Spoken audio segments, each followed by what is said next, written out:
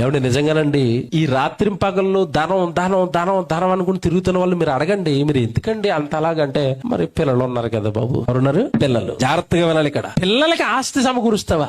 అసలు బైబిల్లో దేవుడు ఎక్కడైనా పిల్లలకి ఆస్తి ఇమ్మన్నాడా, వాక్యం ఇమ్మన్నాడు? చెప్పండి. దేన్ని ఇమ్మన్నాడు? ఆస్తిగా. వాక్యాన్ని ఇవ్వండి, బ్రతకడం నేర్పండి దేవుడి కోసం. ఏమంటే ఒకవేళ పిల్లలు పిల్లలు పిల్లలు పిల్లలు అనుకుంటే ఆస్తి అంతా పిల్లల కోసం అంటారండి. ఎంత మోసం చేస్తాడో చెప్తానండి మనిషి. నా ఇల్లు, నా కుటుంబం, నా పిల్లలు. జాగ్రత్తగా వినండి. రాత్రి చచ్చిపోయాడండి. చచ్చిపోయాడని ఇంట్లో వాళ్ళకి ఎవరికి తెలిసినా ఇంట్లో ఉంచుతారా, బయట పెడతారా? బయట ఎందుకు పెట్టారో చెప్పాలన్నా. ఇల్లు ఎవరిదన్నా బ్రతుకున్నంత కాలం ప్రార్థనకి రా అంటే ఇంట్లో ఎవరు లేరండి. ఈ డైలాగ్ చెప్పిన వాళ్ళు లేరండి. ప్రార్థనకి ఎందుకు రావట్లేదు అమ్మంటే ఇంట్లో ఎవరు లేరట. గడి పెట్టి రావచ్చు కదా. అబ్బాబాబా, అలా గడి పెట్టి వస్తే ఇల్లు ఎవడని దోచేస్తాడేమో, బీరువాళ్ళ ₹1,00,000 ఉన్నాయి ఎవడని కొట్టుకుపోతాడేమో, ఇంట్లో ఏమండి గుండుగులు సామాన్లు ఉన్నాయి ఎవడని ఎత్తుకుపోతాడేమో, బిందులు. ఇంటికి కాపలా. చచ్చిపోయిన మరుక్షణం నిన్ను తీసేసింది ఎక్కడి నుంచో తెలుసా? ఇంట్లోంచే. బయట టెంట్ వేసి కరెక్ట్ గా టెంట్ లో కూడా ఒక రోజే ఉంచుతారు. మళ్ళీ టెంట్ లో కూడా ఉంచరు. ముందు ఇంట్లోంచి టెంట్ లోకి, టెంట్ లో నుంచి ఊరు అవతలకి, మళ్ళీ ఊరు మధ్యలో కనపడడానికి కుదరదు. నువ్వు ఇది జీవితం, ఇది బ్రతుకు. దీన్ని నమ్ముకుని దేవుడికి దూరం అయిపోతున్నావు. దీన్ని నమ్ముకునే దేవుడు నాకు వద్దంటావు. దీన్ని నమ్ముకునే దేవుడిని విడిచిపెట్టి బ్రతుకుతున్నావు. దేవుని పిల్లలారా, దేవుడు మనల్ని నిలబెడుతున్నాడు, దేవుడు మనల్ని కాపాడుతున్నాడు. తన కోసం బ్రతుకుతామని. ఈ లోకాన్ని సంపాదించుకోవడానికి కాదు, ఈ లోకంలో ఉన్న వాటిని సంపాదించుకోవడానికి కాదు. దేవుడు జ్ఞానం లేని వాళ్ళు, దేవుడు అర్థం కాని వాళ్ళు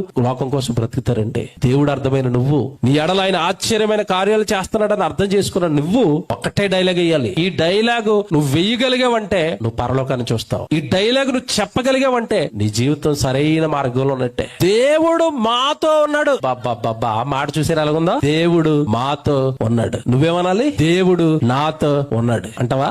దేవుడు నాతో ఉన్నాడు అన్నావనుకో నువ్వు పాపం చెయ్యు. దేవుడు నాతో ఉన్నాడు అన్నావనుకో లోకంలో బ్రతకో. దేవుడు నాతో ఉన్నాడు అన్నావనుకో జీవితం వేరు, నీ మాటలు వేరు, నీ ఆలోచనలు వేరు, నీ జీవన విధానం వేరు. యెహోషువ ఏమన్నాడు? నేనును నా ఇంటి వారును యెహోవాను సేవిస్తాం, నాతో దేవుడు ఉన్నాడు. నా బ్రతుకు కాలం అంతా దేవుడే, నాతో దేవుడు ఉన్నాడు. చాలా మంది భక్తులు ఇలా చెప్పారండి.